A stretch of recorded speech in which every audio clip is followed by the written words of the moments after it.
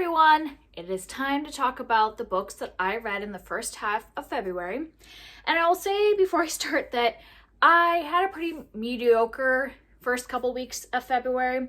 Like no 5 stars, no like ones I absolutely hated. It was just kind of in the middle, like some 4s and some 3s. I guess I did have 1 2-star, but it wasn't like I absolutely hated it. It just wasn't for me. So that's kind of where we're at.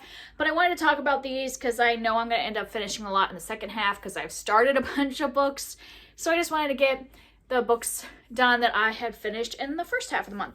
So I am going to start at the one I like the best and then go down to the one I like the least, mostly because the ones I liked the best were my Greek books, and so I figured I would talk about them all together. So first of all, the one I liked the best was Circe by Madeline Miller. I ended up giving this 4 stars, but this is not like a solid 4. This is kind of a in between 3 and 4 for me. I'm sure people have heard of this because it's been very popular the last couple of years, but this is a telling of like Circe's story. So Circe shows up in the Odyssey, and, you know, she also has a lot of relations to other people in Greek mythology. And this just kind of gives a little more of her story. And I read this as a buddy read with Tia from Tia and All the Books. And she definitely didn't like it as much as I did. I did think it was a little slow moving, but I really enjoyed the second half of this book. So that bumped it up for me. Like originally I was like, oh, I'm at about 3 stars. But then the second half of the month, or second half of the book, moved it up to a 4 stars for me. And the reason is this is like, okay, so this is very much character-driven, focus on Circe, so there's not a lot of action happening, but at the same time, I feel like Madeline Miller wanted to cram in like every mythological person that she could into this book. So I would have liked it better if more of the book was like the second half. So basically the first half of this, I just feel like we're just getting Circe interacting with a ton of different people from mythology. So we're kind of getting everybody's story. Like we're talking about Prometheus and her interacting with him and his punishment. And we're talking about the birth of the Minotaur and that whole story. And which makes sense because she is her sister is the mother of the Minotaur. So like, yes, it makes sense that they would be in each other's stories, but it was like, and then we have like, you know, Jason and Medea, which once again, Medea is is it her niece? I believe it's her niece. So I get that like all these people are in her story, but it would just felt like, that's just the who's who of all Greek mythology. But then at about a halfway point when Odysseus comes in, I think it's around halfway, then we're really following her and like Odysseus and the other people in Odysseus's life that show up in this story. I don't want to give any spoilers because it's obvious she's going to run into Odysseus since that's like from the Odyssey, but like there are some other people from Odysseus' story that interact with Circe in the second half, and I liked it a lot better because it's, you know, she is immortal, so this book is trying to cover so much of her life because her life goes on, you know, forever, but like the first half went through so much time, but the second half really felt like, you know, we're kind of like in a mortal's time period, in Odysseus' life period, so it felt a lot more like we're getting to know those characters, really like sinking into her relationships with them and like how they are affecting her life and all this. So I just liked that part better than kind of like more the overview that was happening in the first half. So if more of it had been like the second half, it probably would have been a 5 star for me because I didn't mind that it was a bit slow moving and character driven because I liked this whole analysis that she was making about like, I'm trying to think, because I was reading this at the same time as I was reading Ariadne, which I haven't finished yet, so I'll be talking about at the end of the month. But like, the authors of those 2 books are doing very similar things, where they're talking about Ariadne is immortal and Circe's an immortal, but talking about these women, whether they're mortal or immortal, how they're at the whim of the male gods, or the other males, or the male heroes. The male heroes and the gods in their lives, they're really at their whim of what they want to do with them. And Circe, even though she's immortal and has some powers and things like that, she still has to kind of live her life based on what the men in her life want her to do. And so I like this analysis that these 2 authors are doing, and so I don't mind the slow moving. I just wanted more of a shorter time period, I think. And that's what I liked about the second half of this book. So I still would recommend it, still enjoyed it. It just wasn't as like much of a 5 star as I was hoping, but like that second half was a 5 star for me, but the first half was definitely more of a 3.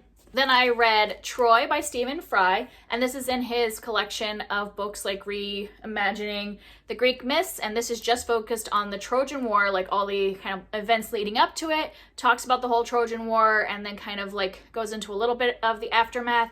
And at the end, he also talks about kind of the relationship between myth and reality. Was there really a Trojan War? Was there a Troy? Things like that. So it gives a little more of the like actual reality-based things too, which I liked that information of what they think kind of comes from history and what was completely made up by Homer and some of the other people at the time, because Homer didn't necessarily make up the Trojan War myth, like he got it from other like oral stories and things like that. So kind of what comes from those different sources. So I like that he puts all those kind of things in there of kind of talking about where these things come from. And this one was my least favorite of the 3 I've read so far, but I still liked it. I still gave it 4 stars. And mostly the reason it's my least favorite is because I don't really like war and battle stories. And obviously this is all about a war. And so I really enjoyed the lead up, like what led to the Trojan War and all of the like players in it and learning about all of that. But then once we got to the actual battles, I'm like, okay, now we're having another battle. Some people are gonna die and get injured and we're gonna have all these details. Like, I didn't really care about that.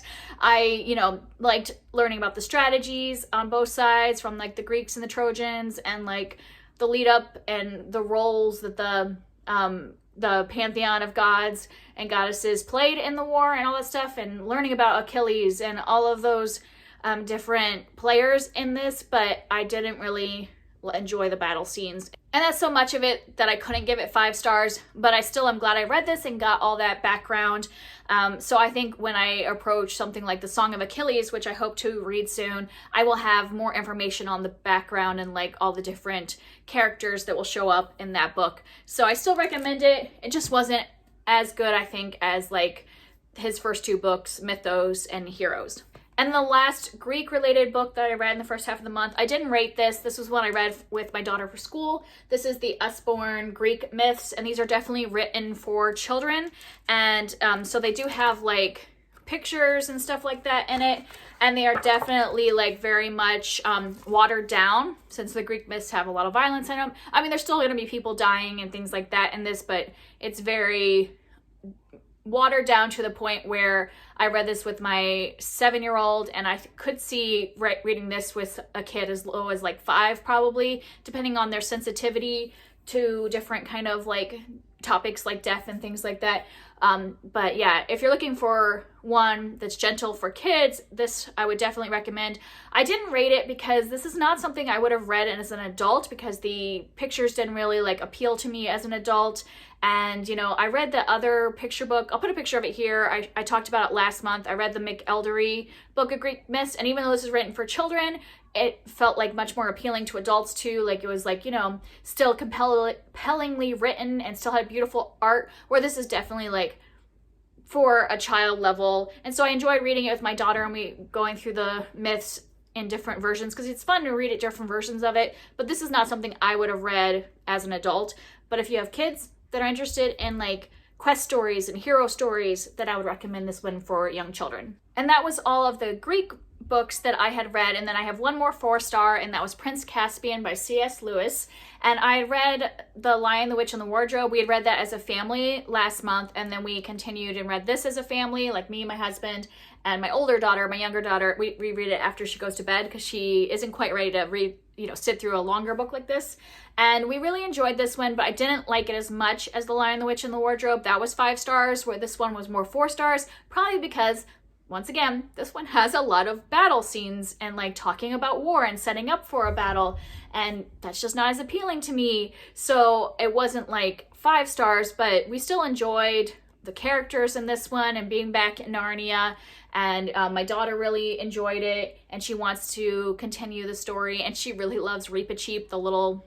Is he a rat or a mouse? I think he's a mouse. Like the little mouse, like she loves Reepicheep. So there was some really fun characters. 4 stars. I still think this is a good read aloud with kids. There is a little stuff that we had to talk about, because in this one, there's a couple battle scenes, and the girls are not allowed to fight in the battle because they're girls. And there's some talk about that, about how girls are not strong enough. I don't remember exactly what it said, and we like stopped and we're like, that's not true, is it? You know, so there is a little talk about that in terms of like a sign of its time. So just be aware of that if you're reading it, to maybe like counteract some of those like gender stereotypes. But other than that, it was a great read aloud. And now moving on to my 3-star books. I had a couple at the beginning of the month. I read Where the Drowned Girls Go by Seanan McGuire. And this is this the 7th or 8th book?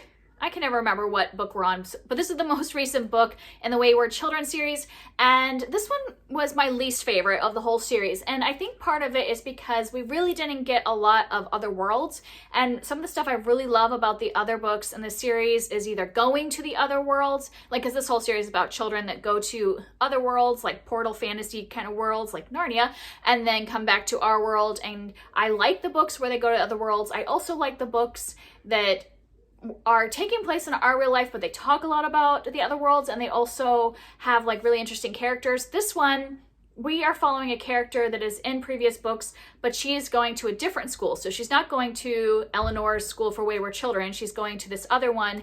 And so we don't have a lot of the characters from the other books in the series. And I feel like it just didn't have the magic that I love about the other one, like kind of the other worlds and the way the characters interact with each other. And there's also a ton of bullying in this. And this is definitely like the storyline is about bullying and dealing with that.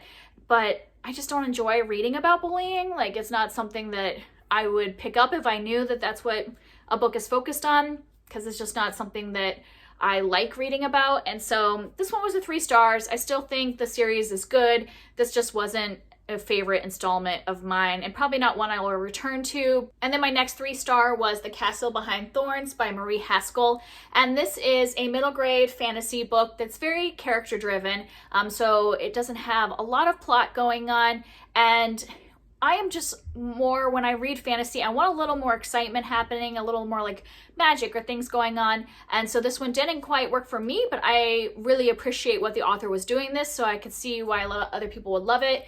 Basically, this is about a boy named Sand who wakes up inside this castle. So he doesn't know how he got inside this castle. And when he starts looking around, he realizes that this castle is like destroyed. Like everything is ripped in half. Everything is kind of in disarray.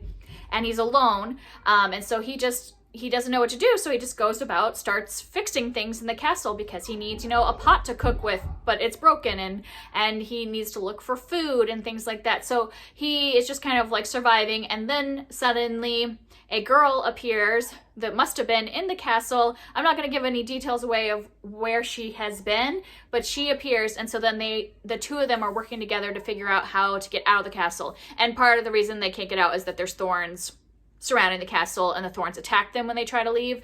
So they have to figure out how to survive in this castle full of broken things, how to get food, how to try to escape, and all that. And so it's a little bit of a survival story, but it is very gentle in terms of like, it's mostly their day-to-day life of cooking and mending. And he is a blacksmith, like he has been trained as a blacksmith because his father's a blacksmith. So there's a lot of blacksmithing in this story, which I did find really interesting because you don't see blacksmithing in a lot of books, and especially not a middle grade novel. And so I appreciated like learning more about the process of blacksmithing. And also and it's just fun to read a book where someone has such a passion for something, and he just has a lot of passion for mending things through blacksmithing. So I do really appreciate the character work and like the passion for a craft and all that stuff, and that there is like a moral this is definitely a fairy tale type story where she has a moral she's trying to get across, because that's what a lot of fairy tales are doing. And I appreciated all of that. It just wasn't like entertaining for me personally. So 3 stars, like I think it's a good book. It just wasn't necessarily for me. I wanted a little more happening on a day-to-day basis just for my pure entertainment purposes, but nothing wrong with this book. It's still a good one. And the last book I want to talk about is my 2-star, and that was Soulless by Gail Carriger. And this one, I think if I had looked into it more, I would have realized that this wasn't a book for me, and I would have DNF'd it. Like I was, after like even just reading a chapter, I'm like, I don't think this book is going to be for me. But I had picked it up because it was part of a challenge I was doing with a group of people, and I really didn't want to look for another book to fit the challenge, and I already owned this one, so I just pushed through. But really, this was not a book I should have finished. So this is taking place during Victorian times, and it's got like kind of a steampunk feel to it a little bit, you know, taking place during that time. but with like technology and stuff talked about. And then also it's a paranormal romance. So there's like vampires and werewolves, and our main character that we are following also has kind of like a special ability that she was born with, and that, you know, puts her in kind of the supernatural, you know, realm. And she has a relationship with I don't want to like say who they are because it isn't clear from the very beginning, but she has a romance with a supernatural creature. So it's definitely like paranormal romance meets historical fiction meets steampunk and a murder mystery at the same time, like all of it. And so I think it was just doing too much for my taste. And also I discovered that I just don't really like paranormal romance. I really don't care about vampires and werewolves. And so I should have looked into this more and realized that this wasn't going to be for me, but I finished it, 2 stars. I know a lot of people love this. It just is not for me. And now I know that I should just not read paranormal romance anymore.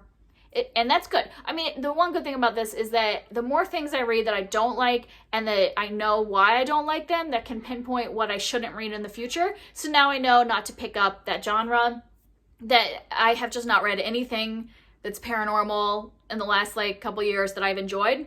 So now I know that this is not the genre for me. Also, another thing that bothered me is that she is of Italian descent. Like, so her father was Italian and her mother's English, and they just talk constantly about how she is unmarriageable and unlovable because of her darker skin and her Italian temperament.